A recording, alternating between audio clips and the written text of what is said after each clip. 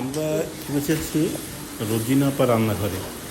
রোজিনাপা আসলে একটি অনেকদিন ধরে পাকা রাঁধুনি রান্না করে।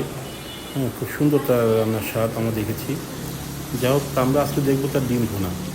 দেখেন সে ডিম ভুনা করছে। আগে সে কড়াইতে পেঁয়াজ, রসুন, মরিচ সব দিয়ে দিয়েছে।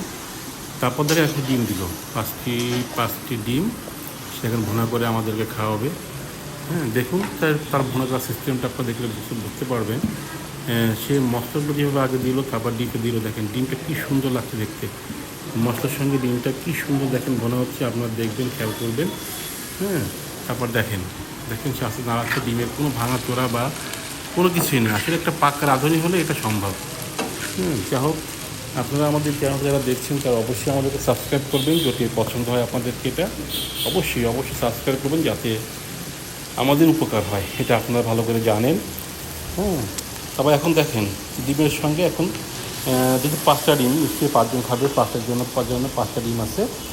এই ডিমটা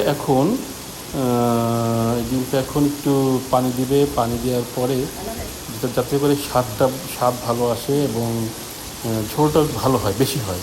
ভুনাটা বেশি হয় যাতে করে সবাই খেতে পারে।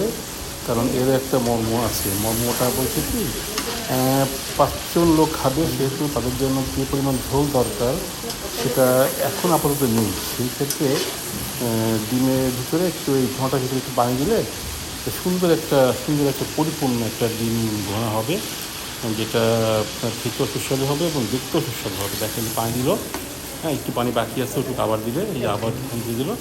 হ্যাঁ, দেখেন এখন ডিমটা সুন্দর আস্তে আস্তে ভুনা হয়ে যাবে। ভুনা হওয়ার পরে দেখবেন এটা সুন্দর করে পরিবেশন করা যাবে, যেটা আসলে একটা অভূতপূর্ব সুন্দর একটা জিনিস হবে, যেটা আসলে অনেকেই জানে না, বোঝে না। তারপরে এটা দেখানো, এটা আমরা করলাম। ধন্যবাদ।